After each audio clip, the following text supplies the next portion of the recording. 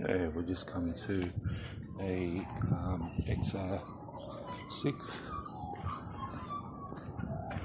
and the ignition is buggered. It's come off, so we're going to fix this. And right there you can see that the return is okay, so this is good. This is going to save the customer about $180, and we'll put it back together for him and he'll be right to go. Thanks for watching. Okay, so just for the big test, that's now back on. Let's try it. It's in park. Lights come on. Hatch light goes off.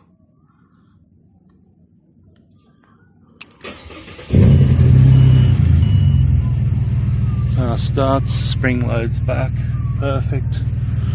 Alright, so just try it one more time. Key's a bit dodgy.